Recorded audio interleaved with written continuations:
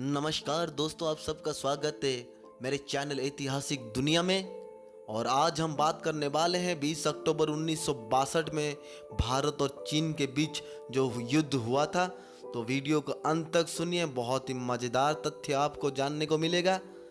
अगर अच्छा लगे तो लाइक, कमेंट और सब्सक्राइब करके सपोर्ट करना दोस्तों। Thank you.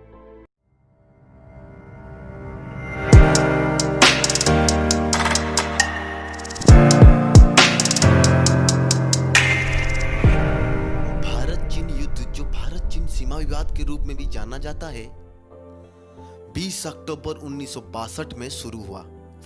विवादित हिमालय सीमा युद्ध के लिए एक मुख्य बहाना था, लेकिन अन्य मुद्दों ने भी भूमिका निभाई। जैसे चीन में 1959 के तिब्बती विद्रोह के बाद जब भारत ने दलाई लामा को शरण दी, तो भारत चीन सीमा पर हिंसक घटनाओं की एक श्रृंखला शुरू हो गई थी और चीनी सेना ने इसका उपयोग करके 20 अक्टूबर 1962 को लद्दाख में और मैकमोहन रेखा के पार एक साथ हमले शुरू कर दिए। फिर 1962 20 नवंबर को युद्ध विराम की घोषणा कर दी चीन ने, और साथ ही साथ विवादित दो क्षेत्रों में से एक से अपनी वापसी की घोषणा भी की। हालांकि अक्साई चीन से भारतीय पोस्ट और गश्ती दल को हटा दिए गए, जो संघर्ष के अंत तक के बाद प्रत्यक्ष रूप से चीनी नियंत्रण में चला गया। भारत चीन युद्ध कठोर परिस्थितियों में हुई लड़ाई के लिए उल्लेखनीय है। इस युद्ध में ज्यादातर लड़ाई 4250 मीटर यानी कि 14000 फीट से अधिक ऊंचाई पर लड़ी गई। इस प्रकार की परिस्थितियों ने दोनों पक्षों के लिए रसद और अन्य लॉजिस्टिक समस्याओं प्रस्तुत की। इस युद्ध में चीनी और भारतीय दोनों पक्ष द्वारा नौसेना या वायुसेना का उपयोग नहीं किया गया था।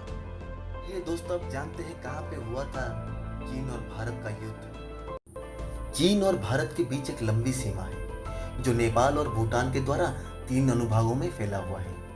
ये सीमा हिमालय पर्वतों से लगी हुई है, जो बर्मा एवं तत्कालीन पश्चिमी पाकिस्तान, जो है आधुनिक पाकिस्तान, तक फैली हुई है। इस सीमा पर कई विवादित क्षेत्र अवस्थित है। पश्चिमी छोर में अक्साई चीन क्षेत्र है, जो स्विट्जरलैंड के आकार का है। ये क्षेत्र चीनी क्षेत्र इंजीनियरिंग और तिब्बत, जिसे चीन ने 1965 में एक स्वायत्त क्षेत्र घोषित किया, के बीच स्थित है। पूर्वी सीमा पर बर्मा और भूटान के बीच वर्तमान भारतीय राज्य अरुणाचल प्रदेश स्थित है। 1962 के संघर्ष में इन दोनों क्षेत्रों में चीनी सैनिक आ गए थे। ज्यादातर लड़ाई ऊंचाई वाली जगह पर हुई थी। अक्साई चीन समुद्र तल से लगभग 5000 मीटर की ऊंचाई पर स्थित साल्ट फ्लेक का एक विशाल रेगिस्तान है, और अरुणाचल प्रदेश एक पहाड़ी क्षेत्र है जिसकी कई चोटियां 7000 मीटर से अधिक ऊंची है। सैन्य सिद्धांतों के मुताबिक आमतौर पर एक हमलावर को सफल होने के लिए पैदल सैनिकों की 3.1 के अनुपात की संख्यात्मक श्रेष्ठता की आवश्यकता होती है। पहाड़ी युद्ध में यह अनुपात काफी ज्यादा होना चाहिए, क्योंकि इलाके की भौगोलिक रचना दूसरे पक्ष को बचाव में मदद करती है। चीन इलाके के लाभ उठाने में सक्षम था और चीनी सेना का उच्चतम चोटी क्षेत्रों पर कब्जा था। दोनों पक्ष के ऊंचाई और ठंड की स्थिति से सैन्य और अन्य लॉजिस्टिक कार्यों में कठिनाइयों का सामना करना पड़ा, और दोनों के कई सैनिक जमा देने वाली ठंड से मर गए। युद्ध के बाद भारतीय सेना में व्यापक बदलाव आए और भविष्य में इसी तरह के संघर्ष के लिए तैयार रहने की जरूरत महसूस की गई। युद्ध से भारतीय प्रधानमंत्री जवाहरलाल नेहरू पर दबाव आया, जिन्हें भारत पर चीनी हमले की आशंका में असफल रहने के लिए जिम्मेदार के रूप में देखा गया।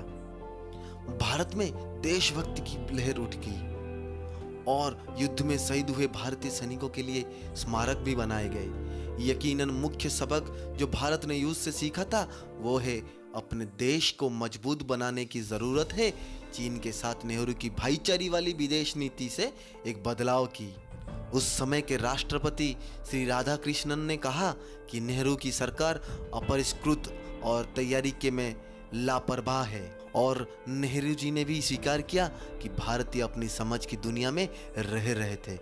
भारतीय नेताओं ने आक्रमणकारियों को वापस करने पर पूरा ध्यान केंद्रित करने की बजाय रक्षा मंत्रालय से कृष्ण मेनन को हटाने पर काफी प्रयास बिताया। 1962 का युद्ध भारतीयों द्वारा एक सैन्य पराजय और एक राजनीतिक आपदा के संयोजन के रूप में देखा गया। CIA ने बाद में कहा कि उस समय तिब्बत में न तो चीन सैनिकों के पास पर्याप्त मात्रा में ईंधन थे और न ही काफी लंबा रनवे था, जिससे वायुसेना प्रभावी रूप से उपयोग करने में असमर्थ थे। अधिकांश भारतीय चीन और उनके सैनिकों को संदेह की दृष्टि में देखने लगे। कई भारतीय युद्धों को चीन के साथ एक लंबे समय से शांति स्थापित करने में भारत के प्रयास में एक विश्वासघात के रूप में देखने लगे। नेहरू द्वारा हिंदी चीनी भाई भाई, जिसका अर्थ है भाई और भारतीय और चीनी भाई हैं, शब्द का उपयोग पर भी सवाल उठ गए। इस युद्ध ने नेहरू की इन आशाओं को खत्म कर दिया कि भारत और चीन एक मजबूत ऐश्वर्य ध्रुव बना सकते हैं, जो शांति युद्ध गुट की महाशक्तियों के बढ़ते प्रभाव की प्रतिक्रिया होगी। सेना के पूर्ण रूप से तैयार नहीं होने का सारा दोष रक्षा मंत्री मेनन पर आ गया, जिन्होंने अपने सरकारी पद से इस्तीफा दे दिया ताकि नए मंत्री भारत के सैन्य आधुनिकीकरण के बढ़ावा दे सके। 2 साल बाद 1967 में चोल घटना के रूप में चीनी और भारतीय सैनिकों के बीच एक छोटी सी सीमा झड़प हुई। इस घटना में 8 चीनी सैनिकों और 4 भारतीय सैनिकों की जान गई थी। हार के कारणों को जानने के लिए भारत सरकार ने युद्ध के तत्काल बाद ले जनरल हडर्सन और इंडियन मिलिट्री एकेडमी के तत्कालीन कमांडेंट ब्रिगेडियर PS भगत के नेतृत्व में एक समिति बनाई थी। दोनों सैन्य अधिकारियों द्वारा सौंपी गई रिपोर्ट को भारत सरकार अभी भी इसे गुप्त रिपोर्ट मानती है। दोनों अधिकारियों ने अपनी रिपोर्ट में हार के लिए प्रधानमंत्री जवाहरलाल नेहरू को जिम्मेदार ठहराया था और राष्ट्रीय कक्षा शून्य हो जाने के कारण सन 1965 में भारत के प्रधानमंत्री लाल बहादुर शास्त्री के अनुरोध पर हैदराबाद के निजाम मीर उस्मान अली खान ने राष्ट्रीय कक्षा में 5000 किलोग्राम की सोने का दान किया था। तो दोस्तों, आज के लिए सिर्फ इतना ही। फिर मिलेंगे एक नए विषय के साथ। तब तक हमारे साथ जुड़े रहिए। लाइक, शेयर एंड सब्सक्राइब करके हमको सपोर्ट कीजिए ऐतिहासिक दुनिया में ठहरने के लिए, और इस वीडियो को पूरा सुनने के लिए तहे दिल से शुक्रिया।